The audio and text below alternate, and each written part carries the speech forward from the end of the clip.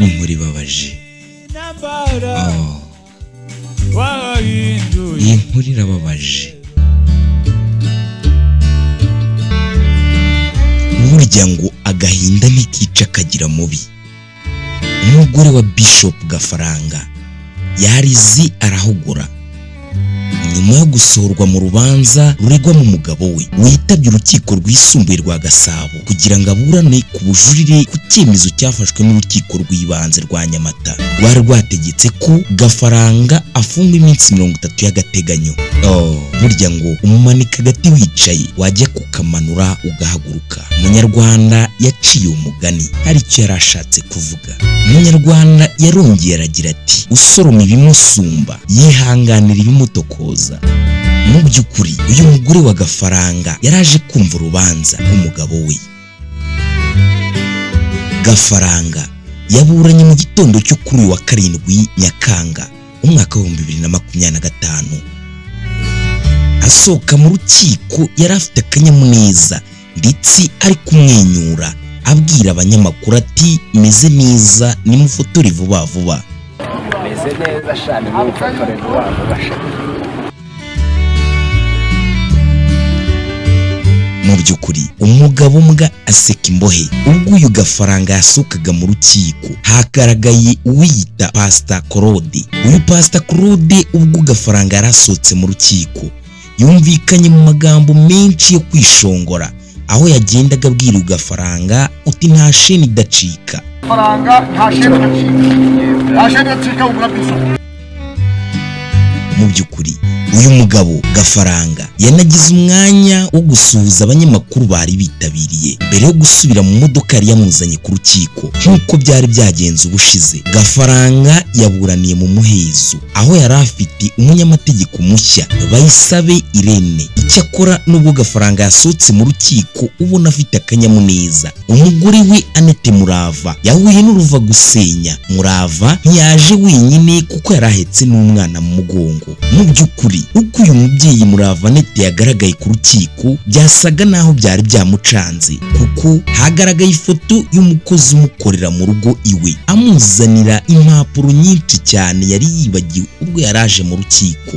Izo mpapuro kandi yazaniwe aho ku rukiko zari zikubiyemo ibyerekana yuko nta gahinda gakabije yigeze agira. Ni inyandiko zagombaga guhinyuza ubushinjacyaha bwagaragaje ko ibyo yakorewe n'umugabo we Gafaranga byamuteye agahinda gakabije. Icyakora akigera ku rukiko yamenyeshejwe ko adakenewe mu rubanza ahita asohorwa vuba vuba. Murava yageze hanze y'urukiko bimwanga mu nda, kwifata biranga, yicara hasi ararira arahogora. Ahazanzamukiye yahagurutse aragenda ariko yashyize akaboko ku gahanga ke ubona rwose yashobewe. Nyuma y'umwanya baburanira mu muhezo urukiko rwisumbuye rwa Gasabo rwanzuye ko ruzasoma umwanzuro warwo tariki ya 11 Nyakanga umwaka wa 2025. Gafaranga ashinjwa ihohotera rishingiye ku gitsina, gukubita no gukomeretsa ndetse no guhoza ku nkeki uwo bashyingiranywe. Mu by'ukuri ushobora kuba wumvisha inkuru bwa mbere. Uyu Gafaranga ubundi kugira ngo afatwe yafashwe ryari? Byagenze gute? Ese yarizwe nande? Hari ryari? Ibyo byose ni ibibazo wakibaza k'uyu mugabo. Hari ku itariki ya 7 z'ukwa 5 umwaka wa 2025 isaa 3:20 urwego rw'igihugu rw'ubugenzacyaha RIB rwemeje ko rwataye muri yombi Habiyaremye Zakariya wamenyekanye nka Bishop Gafaranga akurikiranyweho ibyaha by'ihohotera rishingiye ku gitsina. Ibi byatangajwe n'umuvugizi w'urwego rw'ubugenzacyaha Dr Murangira Bitieri wavuze ko uyu mugabo yatawe muri yombi kuri izi tariki za 7 Gicurasi umwaka wa 2025 aho yagize ati mu magambo ye, nibyo koko kuwa 7 Gicurasi umwaka wa 2025 twebwe RIB twafunze Bishop Gafaranga ubusanzwe witwa Habiyaremye Zakariya akurikiranyweho ibyaha by'ihohotera rishingiye ku gitsina, afungiye kuri sitasiyo ya RIB ya Nyamata mu gihe iperereza rigikomeje. Urwego rw'igihugu rw'ubugenzacyaha ntirwatangaje uwo Bishop Gafaranga yakoreye iryo hohoterwa, hari icyo gihe nyine afatwa atabwa muri yombi. Ariko byaje gukomeza tuza kumenya uwamureze byakomeje bite. Hashize iminsi mike uyu mugabo atawe muri yombi, urukiko rwategetse ko Bishop Gafarangwa afunga iminsi 30 y'agateganyo. Hari ku itariki ya 23 z'ukwezi kwa gatanu umwaka wa 2025 isaa 9:58 zuzuye. Urukiko rw'ibanze rwa Nyamata mu karere ka Bugesera kuri uyu wa 23 Gicurasi umwaka wa 2025 rwategetse ko Habiyaremye Zakariya wamenyekanye nka Bishop Gafaranga afunga iminsi 30 y'agateganyo mu gihe ategereje kuburana mu mizi. Urwego rw'igihugu rw'ubugenzacyaha RIB rwataye muri yombi Bishop Gafaranga ku itariki 7 umwaka wa 2025 rumukekaho ibyaha bishingiye ku ihohoterwa ry'igitsina. Ubushinjacyaha bwashinje Bishop Gafaranga icyaha cyo gukubita no gukomeretsa ndetse no guhoza ku nkeke uwo bashyingiranywe. Ibi byaha uyu mugabo yashinjwaga kubikorera umugore we Annette Murava. Ubwo yageraga ku rukiko ku itariki ya 22 Gicurasi, ubushinjacyaha bwerekanye ibimenyetso birimo raporo y'ubuyobozi bw'ibanze igaragaza ko bombi bagiranye amakimbirane, ndetse na raporo ya muganga igaragaza ko Murava afite agahinda gakabije katurutse ku ihohoterwa yagiriwe n'umugabo we. Ubushinjacyaha kandi bwasobanuye ko Murava Annette yakubiswe na Bishop Gafaranga tariki ya 19 Mata, bishimangirwa n'igikomere yari afite ku ijosi ndetse no kuribwa mu nda. Ku cyaha cyo guhoza ku nkeke,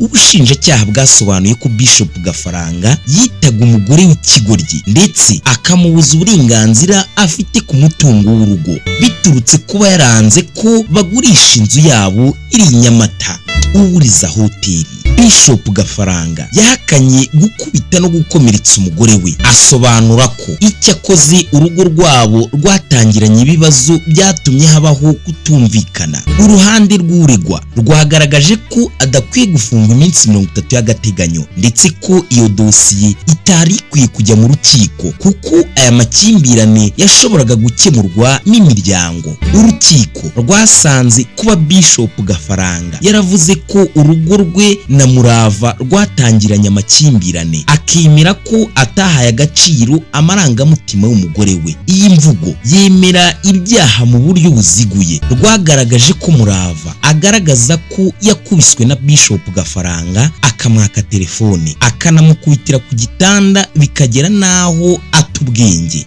ndetse no kuba uyu mugore afite igikomere nabyo bishimangira impamvu z'uko uregwa akwiye gufungwa by'agateganyo. Uru rukiko kandi rwibukije Bishop Gafaranga wiyemerera ko yatse Murava telefoni kugira ngo ayigurishe, bityo ko nabyo byiyongera mu byaha aregwa, maze bikagaragaza ko uyu mugore yahohotewe. Ubushinjacyaha bwagaragaje ko Bishop Gafaranga na Murava usanzwe ari umuhanzikazi bashakanye muri Gashyantare umwaka wa 2023.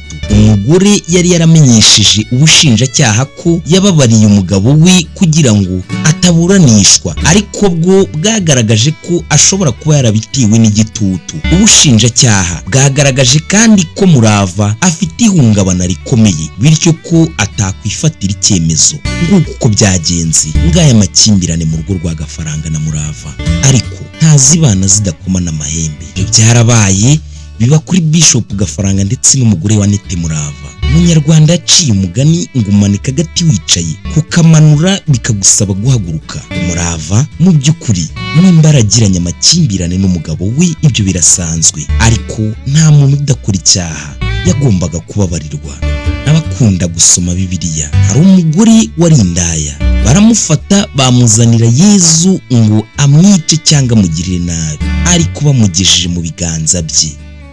Yari umunyabyaha ariko wemera icyaha. Yezu yaravuze ngo udafite icyaha namutera ibuye.